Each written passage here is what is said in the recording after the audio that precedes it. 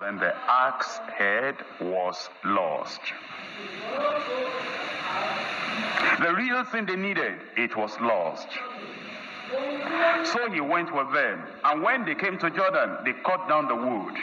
But as one was felling a beam, cutting a beam, the axe head fell into the water, and he cried and said, "Alas, master, for it was borrowed." Axe head was lost. How was it lost? Work without watchfulness will lose the axe head. I work and work and work, but there's no watchfulness. No watchfulness. The axe head may be lost.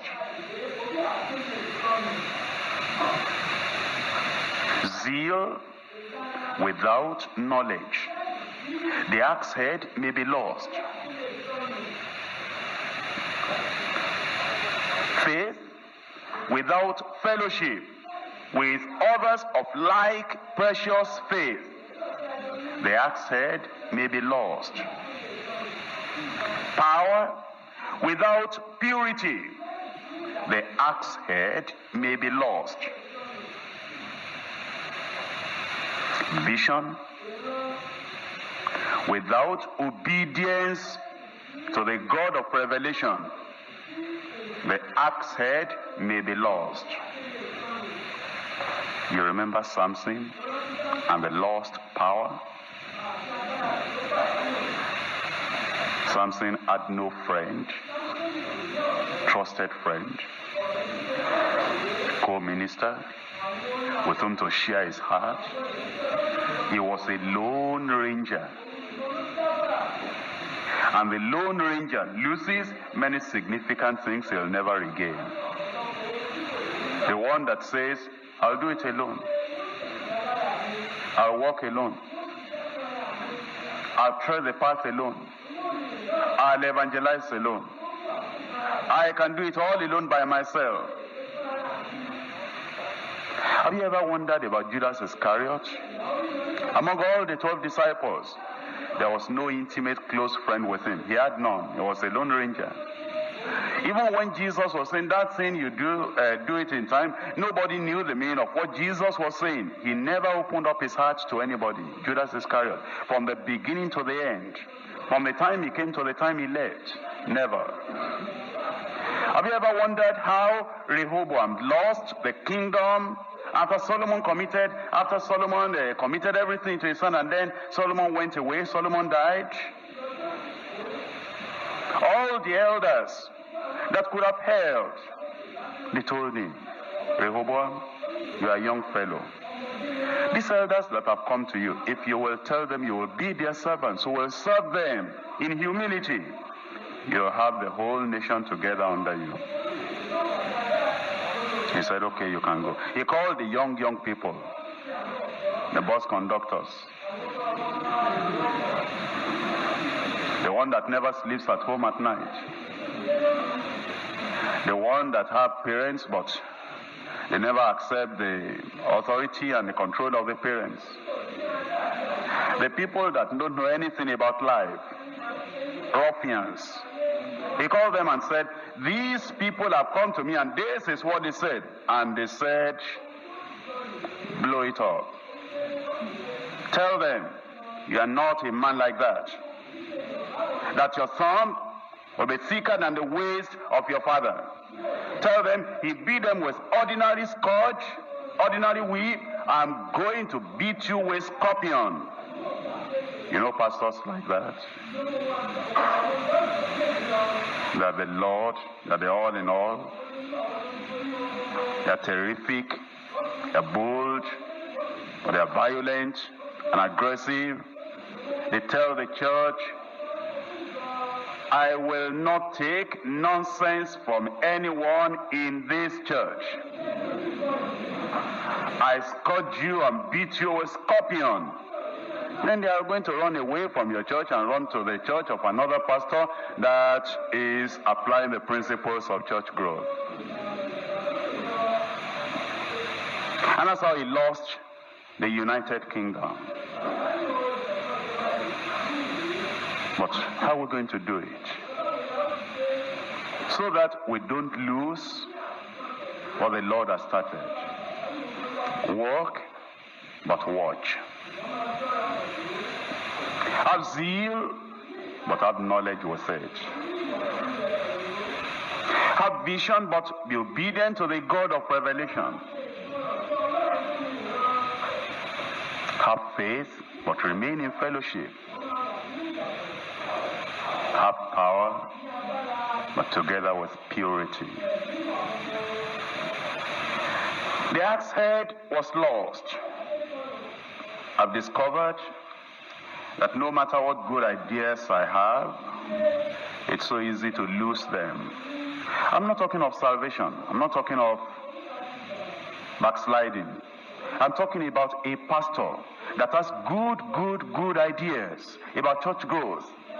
And eventually, if he doesn't watch, if he's not using wisdom, if he's not marrying and merging the knowledge with the zeal, if he's not in constant fellowship with other people that their churches are growing, if he's a lone ranger, I'm not talking about backsliding and going away from the Lord, still remaining in the church and in the work, and yet not being able to have the zeal, the power, and the fervency and the pungency to keep the church growing, that eventually you have lost the possibility and the ability to get that work done. The axe head is lost. The significant thing that will make the church to grow, it's lost. Just like we were discussing the other night, we watched the video. I read of minister after minister, evangelist after evangelist, that at one time they were doing great things for the Lord. And yet, even though they were doing those great things for the Lord, a time came that they were not as effective anymore. There was a minister that I read about. Somebody had a demon possession, terrible demon possession. And he had the Bible school at that time, that minister. And he had the power of God. He was having this crusade. And at about 4:30 in the evening, there was a woman that had this demon case. It was terrible. It was terrible. And 8 Bible school students, they held Bibles in their hands. And they were saying, come out in Jesus' name. And they'll tap that woman with the Bible and run back. Because that woman wanted to just grab one of them and tear the person into pieces. And they'll go, and 8 of them, they surrounded the woman. And many people were holding that woman. And they'll tap her with the Bible and say, in Jesus' name come out. In Jesus' name come out. The 8 of them going and coming like that. And this evangelist, I don't want to tell you his name because of the bad thing that happened later, but when things were good, when things were at the height, when the power was overflowing, when the faith was sharp and clear, he was coming. And these Bible school students, 8 of them, they had labored. They were almost tired now. And this evangelist just went near that woman and whispered in the ears and said, I am the evangelist in charge of this crusade. I have arrived. And the demons went out. No prayer, but authority, faith, and power. But, my brothers and sisters, when you are in crusades and you are preaching, they're away from home, your wife not there, your children not there, co-workers with you not there, you are careless, you live alone, you walk alone, you move alone. Eventually, because of the tiredness and the frustrations, and even though the miracles and many things were happening, he started drinking little by little. And eventually, he lost his ministry. Not only that, he lost the respect of many people, the whole nation, not here in Nigeria. And he lost his life eventually. Keep in close contact with other ministers of like precious faith. The journey is too long for you to walk alone. The work is too great for you to labor alone.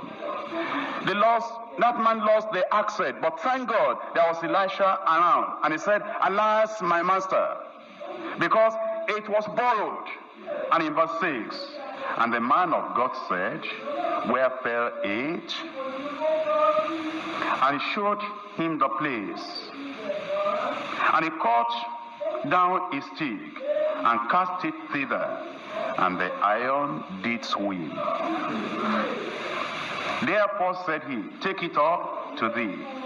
And he put his hand and took it, and the work can continue again. How many times I have felt, many years ago, so tired, thinking I don't know if I can still go on a step further. But thank God, because of the fellowship of people of like precious faith, because of the encouragement of other people. You know, sometimes, in fact, after the crusade we had in 1985,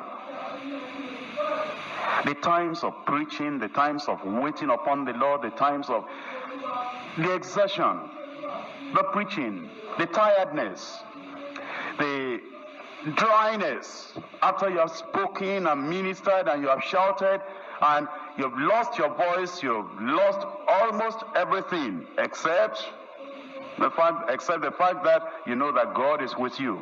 But your emotions, your feelings, everything completely dry. That if you depended upon emotion, you'll wonder, what have I done? And I felt that before we have another crusade, it will take a long, long time. Because just that one, it was too much. And yet, because there are other people around, all these our state overseers, and they were saying, no partiality, Lagos has had it, you must come to Ibadan. No partiality, Lagos has had it, you must come to Calabar. You must come to Ilorin. You must come to Enugu. You must come to Imo State. And I kept on saying, well, we will do it. And they will say, when? Well, I would say having a crusade, is so tiring, it's so burdensome. Oh, they will say, we're all praying for you. And they were praying. Our people here in Lagos were praying. Now, what could I have done? A young man as I am. What could I have done without the prayer support of all those people in the church and all over Nigeria? Their prayer, their support, their encouragement. They overlook my mistakes and they appreciate the things that the Lord is doing. That's what is keeping us going. And I wouldn't have been able to continue without the pull and the drawing of these brethren at Ibadan were to have a crusade. And eventually it was cancelled. Was I sad? I was neutral. Why was I neutral? I was asking myself, was I even ready for a crusade like that before? Can I go through all that again? Because we had one in December in Lagos, and we're to have this one in April. But our brethren, you'll be surprised. In Lagos, and everyone, they started going out, they said, no, Deeper Life Crusade cancelled, impossible. And they came to me and they quoted the promises I had repeated to them so many times. And they said, with God, all things are possible. And I said, yes. And it went around, and eventually they came to me from Ibadan, and they said, now the commissioner has said we should apply again. I said, is that so? And the brother said, yes. And we applied, and they said we should come. And we went. And what I saw in that crusade is more than what I saw in Lagos. And then Enugu. And then this year, in Imo State, Owerri, and then in Benue State, Makurdi. But Many of those things, I tell you the fact, and I tell the church, some of those things I wouldn't even be able to do if it were not for the fact that sometimes some of these leaders will hold my hand spiritually and they'll drag me along and say, the time is now, we must do it now. And because of the cooperation, you need that cooperation too. You need that encouragement too. And among your own ministers, as well as among ministers of other churches, and from us here too, if we can lend any helping hand, if we can help you in any way, if you're going through any problem in your church growth, it is likely that we would have gone through the problem before. And we can easily tell you, brother, what we are going through, we went through before, and by the grace of God, this is how we handled it. And I pray that our lost axe head will come up again. We have discovered them. We are discovering them already. And as we go back, we're going to use everything that we have learned. Don't just pack all these notes and put them somewhere. Use what you have heard. Use what you have learned. Because it's only as we use them that our churches will grow. And we're going to use them. Don't worry about making mistakes. If you don't make a mistake, you'll never make any other thing. You must make mistakes. If you don't make mistakes, I'll be surprised. Look at that child learning how to eat. He'll put the food at the cheek, put the food on the cloth, put the food on the ground, but he goes on doing it. He goes on doing it. Of course, he'll make mistakes, but now, by a few months, a few years, he'll know how to eat properly. Look at that child trying to walk. He'll rise up, he'll fall, he'll rise up and fall. Of course, he'll make mistakes, but he goes on doing it, and he'll walk perfectly. Look at that child that is trying to talk and wants to call water and calls it in another way. Of course, that's a mistake, but he goes on speaking, and eventually he does it well. What are you doing now that you didn't do bad before? If you are driving a car, think of the time you started driving and the person was teaching you. But suppose he just gave you lectures for 1 week. Now we say, all of you that want to learn how to drive, come together into the driving school conference. Then this person comes and he says, now I'm going to talk on the steering. Another person comes and says, I'm going to talk about how to move your hand and set your eyes and avoid other collision with other vehicles, and give all the lectures, and say, now goodbye, go home, and go and drive. Does it work like that? No, but that driver, the driver that is training him, he stays on. And even when that person is staying with you, mistakes will be made. Now the person will say, you want to kill somebody. Look at how you wanted to. You almost got into the gutter. Then you come back again. And even when after you have got your license, you are still driving with care. But you keep on driving until now you get into that vehicle. You can be talking and praying and thinking and yet driving. We learn by doing. Don't be afraid of mistakes. I pray that you will not fall. If there's any mistake, there are ministers around you, call them. They'll pick you up. And our state overseers, they are busy, but I've been appealing to them since we came. You see that I've been calling them after we meet here, then I call them, I say, now remember, we must help our fellow ministers. I keep on saying it. I say it that way because I've learned that until I say something 6 times, different angles, before many people will catch it. That's what they teach us in communication. So I call them that, brothers, let's keep on helping our fellow ministers. And if you get into any difficulty, you're not able to, do this or do that, it's likely that some of the things you are getting into, some of them might have gone into these things before, and they'll be able to help. And if it's beyond them, then they'll be in contact with me, and by the grace of God, as time will permit, and I'm depending upon your prayers as well, then I'll be able to see either to write to you or to offer help one way or the other. And I believe that this work will be done. We're not talking about just a single denomination. We're talking about evangelizing Nigeria and evangelizing Africa. And by the grace of God, it's going to be done. You have discovered the axe head. Make sure that from now you put it to use. You're using the axe head. We'll rise up and we're going to pray.